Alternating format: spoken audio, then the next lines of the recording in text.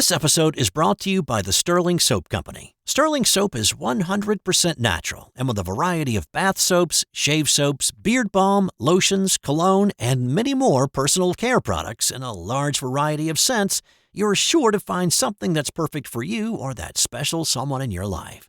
Check them out at sterlingsoap.com.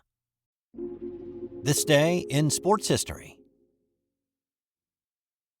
It's July 17th, and on this day in 1990, the Minnesota Twins pulled off a feat that had never been done before, or equaled since. The Twins were in Boston taking on the Red Sox. In the bottom of the fourth inning, with the bases full of Sox, Tom Brunansky hit a ground ball to Gary Gaetti at third base. Third base, one there, two there. Triple play. Holy mackerel. The Twins have just rolled off a triple play on a perfect ball for Gaetti to do. So that was one triple play, and Gaetti swore that prior to that play, he was talking with Wade Boggs on third, and he said, "Wade, a 5-4-3 triple play is coming up right here." Boggs acknowledged the prediction, saying, "I guess that puts Gaetti right up there with Nostradamus, the amazing Kreskin, and Karnak, the magnificent." Well, in the eighth inning, Sox had men on first and second again, and this time, Jody Reed hit a ball to Gaetti. They go, and Gaetti has one, they got two, and they've got another triple play. Mercy me, Gerald. It looked nearly identical to the one in the fourth, and that was their second triple play of the game. Despite the Twins' defensive oddity, though, Boston won the game 1-0. It is the only time it has ever happened in a Major League game, which makes it extraordinarily rare. But just to prove how rare, a professor at Rhode Island College calculated the odds of turning two triple plays in the same game to be approximately 370,000 to 1. But you probably will not be around to see it happen again because at those odds, it only happens every 175 years. Interesting fact, the next night, the Red Sox tied an American League record by hitting into 6 double plays, while the Twins added 4 of their own, and the two teams combined to set another Major League record. Now, on that same day in New York, if you had tickets to this game, you definitely got your money's worth. This was Game 2 of a 3-game series between the Kansas City Royals and the New York Yankees. And 2 days prior to this game, and it's something I talked about on this podcast 2 days ago, White Sox catcher Carlton Fisk had taken umbrage at a lack of effort from Deion on a pop-out, and he expressed that vocally. The two got face-to-face, and benches cleared. Well, that may have had a little bit of an impact on Deion on this night. Or it may have been the fact that Bo Jackson was in town, and this was a battle of the two sports stars. This game was magic from the start. In the top of the first, Bo Jackson came to the plate with a man on, and Yankee legend Phil Rizzuto was impressed. Boy, I tell you, he has got arms and legs that are really muscular. They're coming right through the pants. Whoa! No, he didn't. Now watch, that's carrying. Look at this. What did I tell you? Deion thought he was going to catch that ball. It looked like a routine fly ball at center field. And when it got up to the top, the zenith, then it took off. I can't believe it. Home run number 1 on the day for Bo, that one off Andy Hawkins. And when Bo came back to the plate in the third, Hawkins made the same mistake. He walked George Brett, and he hung a pitch to Bo again. Last time up, Jackson hit his 17th homer. Oh, no. Holy cow, you could see the same spot. Holy cow. 3/4 of the way up the bleachers. He just flicked his wrist. And I thought for sure he'd start him out with a breaking pitch. Number 2 on the night for Mr. Jackson off Andy Hawkins. But he was not done yet. And for some reason, Hawkins was still on the mound in the 5th. Actually, the reason he was still out there is that, the 1990 Yankees were terrible. They were mired in last place in the AL East, and they just didn't have any starting pitching. middle relievers or closers for that matter. So down 5-1 at this point, Hawkins served up another run to Bo, this time with 2 men on. None of this in-between stuff.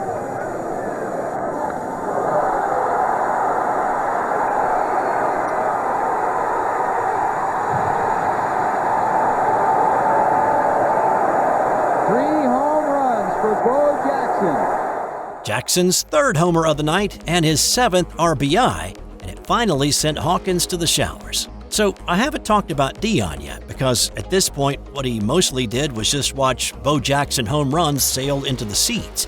Alright, so he came to the plate in the 6th inning. The Yankees were down 8-4. And while Deion may not have run out a sure-to-be-caught pop-up 2 days earlier, he was also a guy who looked to turn a single into a double into a triple, or more anytime that he hit the ball well. I saw him play a game in Richmond for the AAA Braves, and he was simply the fastest person that I have ever seen in person. Well, that speed was on display in the 6th inning in this game. The center field over is Jackson. It's by him. 1 run scores. This could be 4 for Sanders. Look at him move. Sanders around 3rd. Showalter's going to send him in. Here's the throw to the plate. He scores! Yes! So to provide a little bit of a visual, Bo Jackson in center went full extension in an effort to catch the Sanders line drive, and he missed it by an inch. The ball rolled all the way to the center field wall, and the relay from center to the plate actually beat Sanders, but the effort he used to score was pretty stellar, leaping over Mike McFarland. Jackson hurt himself on the play, though, separating his shoulder. He left the game and he was out for the next 6 weeks.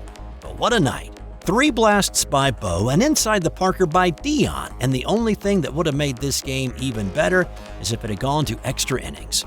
Instead, the Royals added a couple of runs in the 7th to win it in 9 innings, 10-7.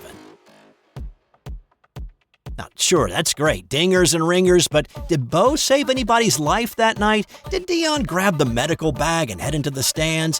No, but on this night in 1978, George Doc Medich did. So Doc is a nickname, yes, but he got that because he was an actual MD.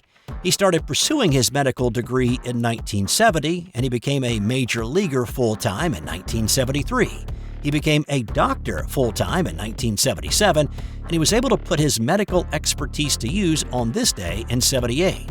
He was with the Texas Rangers at this point in his career, and the Rangers were in Baltimore, and during batting practice, with just a few people in their seats at this point, a 61-year-old fan went into cardiac arrest. The PA announcer came over the loudspeaker and asked for any medical personnel present to please report to the section where the man was sitting. Medich jumped into the stands and he was able to perform CPR and massage the man's heart until paramedics could get there. Medich kept the man alive, and that guy survived his harrowing experience thanks to Doc Medich. Now, that was not the first time he'd actually done it, though. 2 years before, when Medich was a Pittsburgh Pirate, he leaped into the stands again prior to the game starting, and he assisted with a 73-year-old man in cardiac arrest. His efforts on that night kept him alive for a few more hours, but that guy died in the hospital later on that evening. This episode is brought to you by Firefly Books, and with you being a sports fan just like me, here's 2 suggestions for your next great sports read. If you love basketball, then you need to add Dave Zarum's book, NBA 75, The Definitive History. Uncover untold stories of triumph, controversy, and the greatest stars of the game. From the league's humble beginnings to its modern glory, it is a courtside seat to 75 years of NBA history. And if you're a golf fanatic, then you gotta check out Matt Adams' book, The Golf Round I'll Never Forget. I've used it as a reference in this podcast over the past year for lots of stories that I've done, and I can tell you from experiencing it, this is a great book. Relive 50 of golf's most memorable moments through the eyes of the legends themselves. It's the closest you'll ever get to walking the fairways with the greatest to ever play the game. Grab your copy of NBA 75 or The Golf Round I'll Never Forget, available from Firefly, wherever you get your books.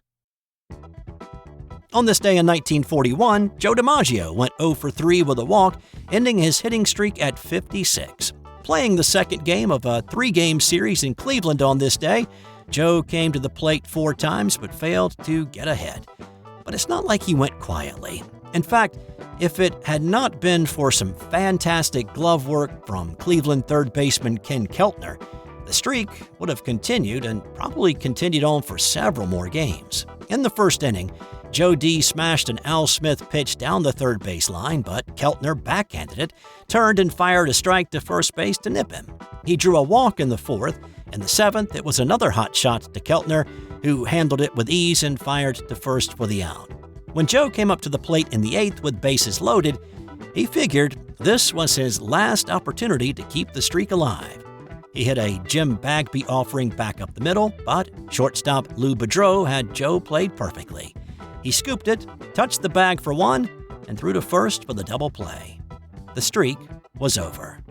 Over the course of the 56 games, Dimaggio hit .408 with 15 homers and 55 RBI, and he was indeed a tough out over that stretch, striking out a minuscule 5 times. The streak had come close to ending prematurely a few times prior. The closest was on May 30th when he waited until the 9th inning to pick up a hit to keep it going.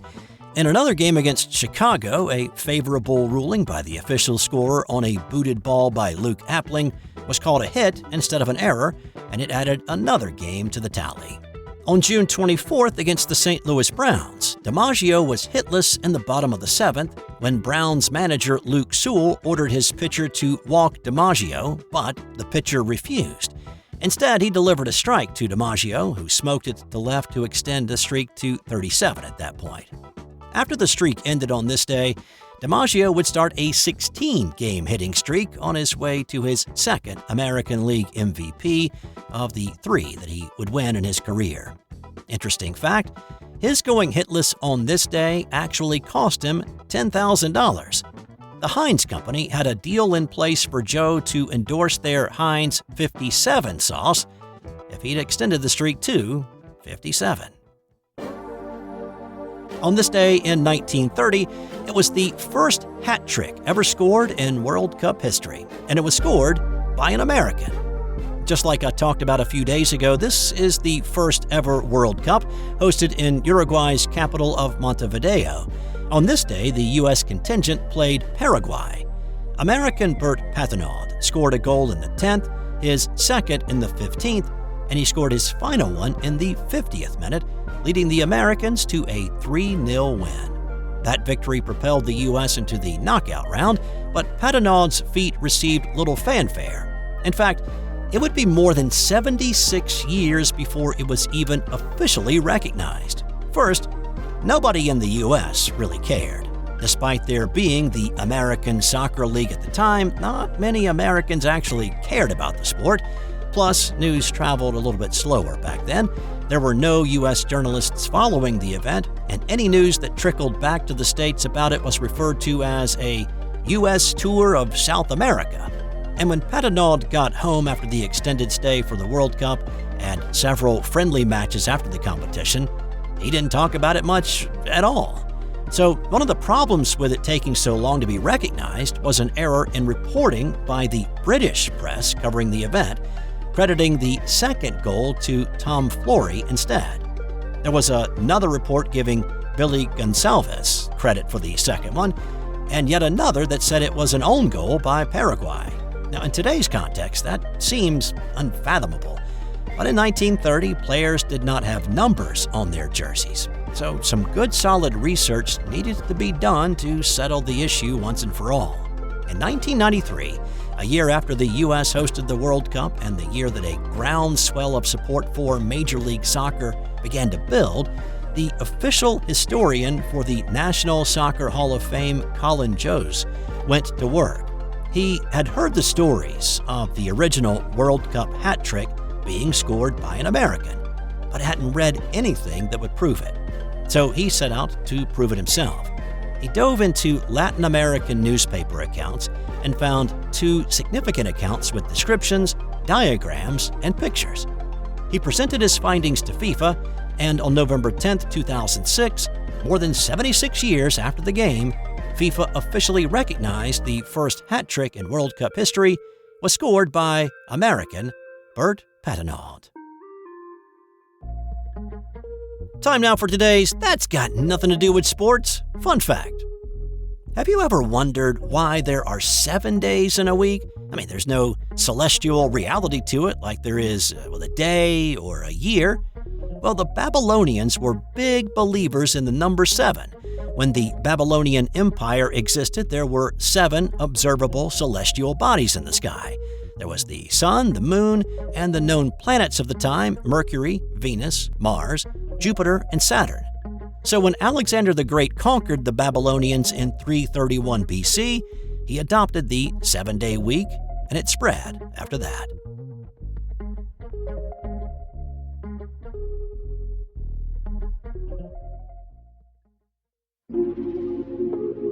This has been an original Thrive Suite production.